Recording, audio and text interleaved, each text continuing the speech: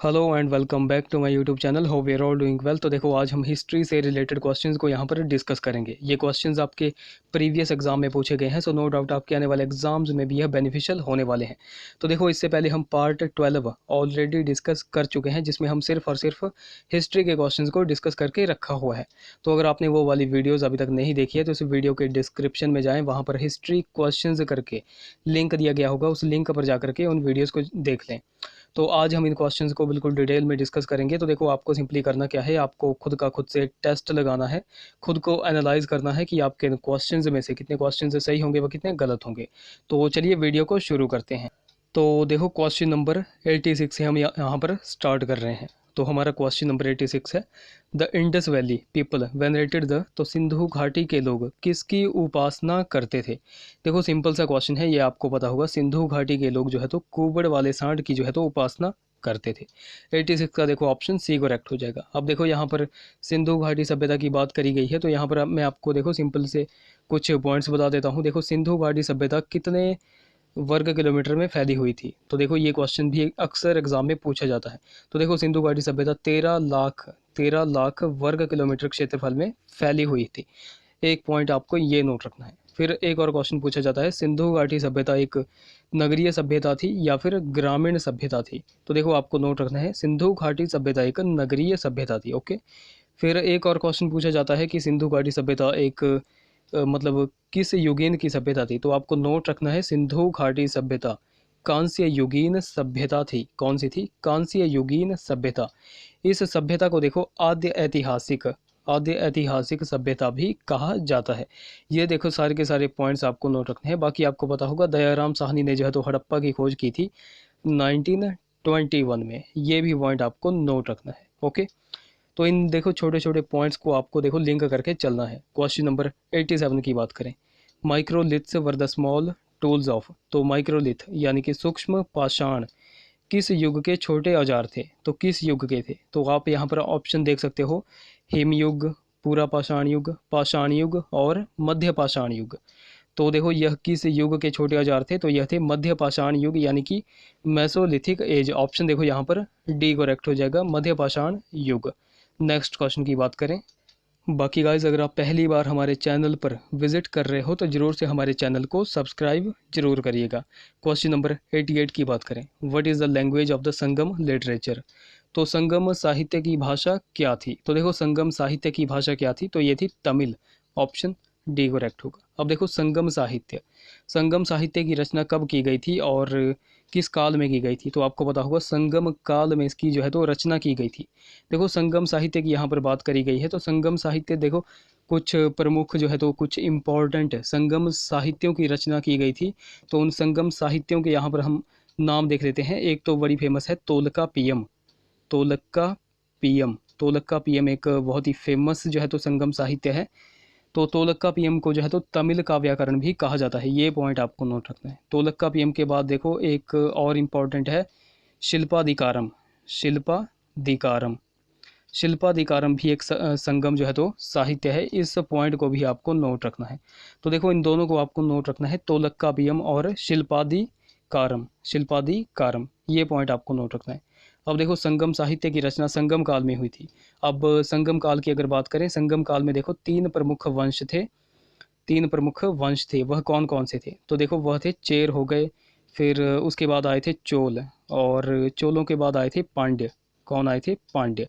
तो ये तीन जो है तो वंश थे उस समय के। ओके, इन पॉइंट्स को देखो आपको नोट रखना है। नेक्स्ट क्वेश्चन, कौटिल्याज अर्थशास्त्र इज अ बुक ऑन। तो कौटिल्य की अर्थशास्त्र, इस पर भी एक पुस्तक है। अब देखो, यहाँ पर कौटिल्य नाम दिया गया है, तो कौटिल्य को ही क्या कहा जाता है? तो कौटिल्य को ही चाणक्य कहा जाता है। ये पॉइंट आपको नोट रखना है। अब चाणक्य की अर्थशास्त्र कैसी पुस्तक थी? तो देखो, पहले तो मैं आपको बता दूं, कौटिल्य की ये जो अर्थशास्त्र पुस्तक थी, यह एक राजनीतिक पुस्तक थी। कैसी थी? राजनीतिक एक पुस्तक थी। अब यहाँ पर ऑप्शंस आप खुद से डिसाइड करो कौन सा होगा। अब देखो, लोक साहित्य तो यहाँ पर होगा नहीं। शासक वर्ग के कर्तव्यों के बारे में वहाँ पर नहीं बताया गया है। पूरे के पूरे जो है तो सिद्धांत के बारे में यहाँ पर बताया गया है। तो देखो, यहाँ पर ऑप्शन सी करेक्ट होगा, principles and practice of state craft, यानी कि शासन कला के सिद्धांत एवं व्यवहार से संबंधित थी कौटिल्य की अर्थशास्त्र पुस्तक, ऑप्शन सी करेक्ट होगा। नेक्स्ट क्वेश्चन की बात करें, क्वेश्चन नंबर हमारा 90 है। The Rashtrakuta empire was founded by, तो राष्ट्रकूट साम्राज्य की स्थापना जो है तो किसने की थी? तो देखो सिंपल सा क्वेश्चन है, ये की थी दंती दुर्ग ने। ऑप्शन देखो यहाँ पर बी करेक्ट हो जाएगा। दंती दुर्ग ने जो है तो राष्ट्रकूट साम्राज्य की स्थापना की थी। अब कई बार एग्जामिनर ये भी पूछ लेता है कि दंती दुर्ग ने राष्ट्रकूट साम्राज्य की स्थापना कब की थी? तो 752 ईस्वी में जो है तो इसने स्थापना की थी। ये पॉइंट आपने नोट रखना है। एक और क्वेश्चन एग्जामिनर पूछ लेता है कि दंती दुर्ग ने जो है तो राष्ट्रकूट साम्राज्य की राजधानी क्या रखी थी? तो राष्ट्रकूट साम्राज्य की राजधानी थी मानेखेत। कौन थी? मानेखेत। अब मानेखेत कहाँ पर पड़ता है? तो मानेखेत पड़ता है महाराष्ट्र के, आप दक्षिण में बिल्कुल जाओगे वहाँ पर आपको दिखेगा शोलापुर, तो शोलापुर के नज़दीक था मानेखेत, यानी कि महाराष्ट्र में स्थित है। ओके, ये पॉइंट आपको नोट रखना है। तो देखो इन 2-3 पॉइंट्स को आपको नोट रखना है। बाकी राष्ट्रकूटों से एक क्वेश्चन देखो निकल कर आता है राष्ट्रकूटों से। अब देखो क्वेश्चन पूछा जाता है कि किन के शासनकाल में जो है तो मुसलमानों को बसने और इस्लाम का जो है तो प्रचार प्रसार करने की स्वतंत्रता दी गई थी? तो देखो राजाओं ने जो है तो राष्ट्रकूट राजाओं ने मुसलमानों को अपने शासन काल में जो है तो बसने और इस्लाम का प्रचार प्रसार करने की स्वतंत्रता दी थी। ये पॉइंट देखो आपको नोट रखना है। नेक्स्ट क्वेश्चन 91 क्वेश्चन है, which sultan of Delhi imposed jizya on the Brahmanas too, तो दिल्ली के किस सुल्तान ने जो है तो ब्राह्मणों पर जजिया लगाया था? तो कौन से सुल्तान ने लगाया था? फिरोज शाह तुगलक ने लगाया था। ऑप्शन देखो यहाँ पर सी करेक्ट हो जाएगा। अब देखो फिरोज शाह तुगलक की बात करें, दीवाने खैरात विभाग की स्थापना किसने की थी? तो ये की थी फिरोज शाह तुगलक ने। देखो इसने 300 नए नगरों की भी स्थापना की थी, जिनमें देखो हिसार वगैरह, ये 300 नगरों की इसने मतलब यहाँ पर स्थापना की थी। ओके, बाकी इसने अपनी आत्मकथा भी लिखी थी। आत्मकथा का नाम है फतुहात ए फिरोज शाही। ये पॉइंट भी आपको नोट रखना है। नेक्स्ट क्वेश्चन, अमीर Khusro became a disciple of, तो अमीर खुसरो किसका शिष्य बना था? तो देखो अमीर खुसरो किसका शिष्य था? तो ये था निज़ामुद्दीन औलिया का शिष्य। ऑप्शन देखो यहाँ पर बी करेक्ट हो जाएगा। अब देखो निज़ामुद्दीन औलिया की अगर बात कर ली जाए, तो निज़ामुद्दीन औलिया यह चिश्ती सिलसिले से संबंधित थे। किस सिलसिले से? चिश्ती सिलसिले से यह संबंधित थे। अब देखो ये जो निज़ामुद्दीन औलिया था, यह किनके शिष्य थे? तो मतलब निज़ामुद्दीन औलिया के गुरु कौन थे? तो ये थे बाबा फरीद। बाबा फरीद के शिष्य कौन थे? तो ये थे निज़ामुद्दीन औलिया। ये भी पॉइंट आपको देखो नोट रखना है। नेक्स्ट क्वेश्चन की बात करें, तो क्वेश्चन नंबर हमारा 93 है, when was the battle of Buxar fort, तो बक्सर का युद्ध जो है तो कब लड़ा गया था? बक्सर का युद्ध लड़ा गया था 764 में। अब देखो कई बार एग्जामिनर जो है तो 764 की जगह जो है तो पूरी की पूरी डेट दे देता है कि किस डेट को यह लड़ा गया था। तो ये आपको नोट रखना है, 22 अक्टूबर 1764 को यह युद्ध जो है तो लड़ा गया था। अब देखो ये युद्ध किन किन के बीच में लड़ा गया था, तो मैं आपको बता दूं, एक तरफ था मीर कासिम, मुगल बादशाह शाह आलम द्वितीय और अवध का नवाब शुजाउद्दौला, और एक तरफ अंग्रेज थे, और उन अंग्रेजों का जो सेनापति था वह था हेक्टर मुनरो। ये आपको नोट रखना है।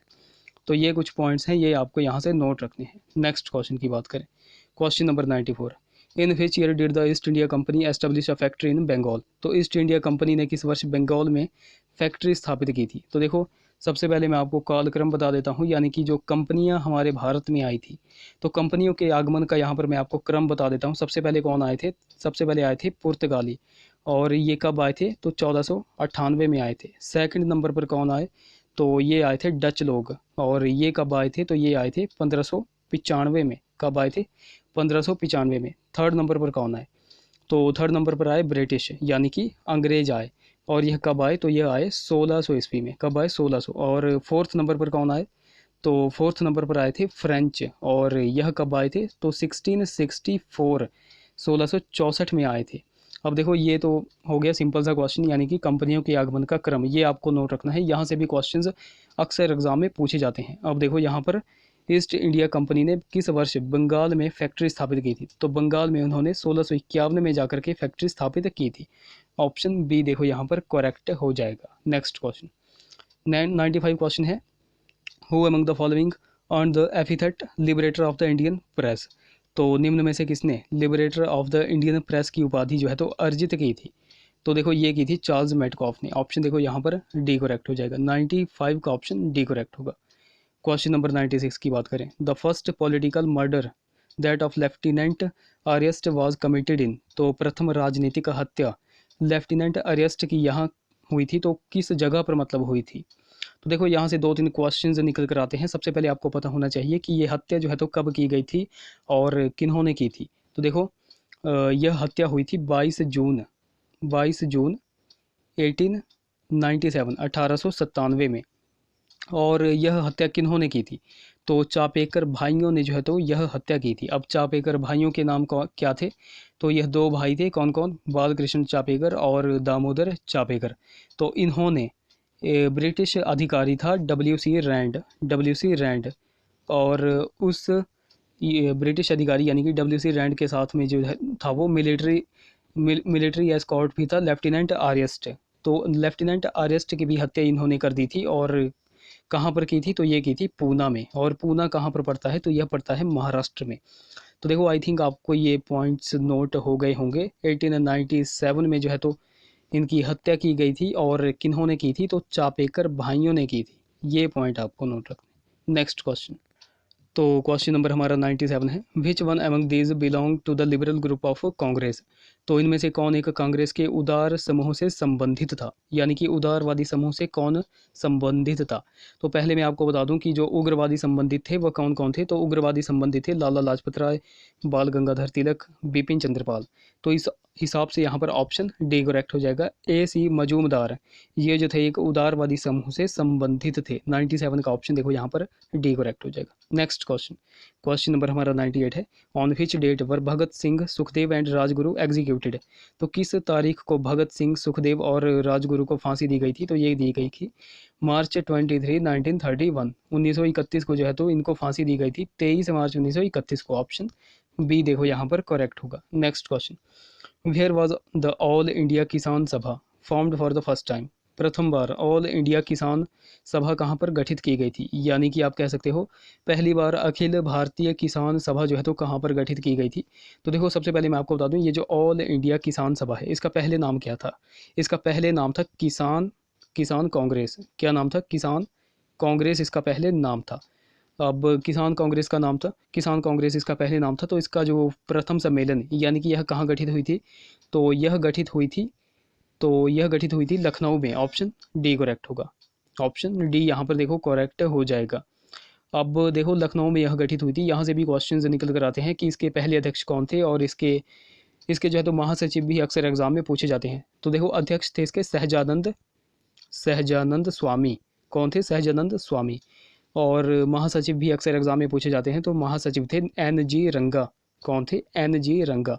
ये देखो 2 पॉइंट आपको नोट रखने हैं। NG रंगा महासचिव थे, और सहजानंद स्वामी कौन थे, तो यह थे अध्यक्ष। ये पॉइंट आपको देखो नोट रखने हैं। नेक्स्ट क्वेश्चन, तो क्वेश्चन नंबर हमारा 100 है, which of the following focused the Nations attention on untouchability, तो निम्न में से किसने अस्पृश्यता पर राष्ट्र का ध्यान केंद्रित किया था। तो ये किया था डॉक्टर BR अम्बेडकर ने। ऑप्शन देखो यहाँ पर ए करेक्ट हो जाएगा। Next question, what was the name of the magazine started by Mahatma Gandhi, तो महात्मा गांधी द्वारा प्रारंभ की गई पत्रिका का नाम क्या था। तो देखो ये थी हरिजन पत्रिका। ऑप्शन देखो यहाँ पर बी करेक्ट हो जाएगा, हरिजन पत्रिका। नेक्स्ट क्वेश्चन, क्वेश्चन नंबर 102 जो कि हमारा लास्ट क्वेश्चन है, the communal award was declared by Ramsay MacDonald in the year, तो रैमसे मैकडोनाल्ड द्वारा सांप्रदायिक पंचाट किस वर्ष जो है तो घोषित किया गया था।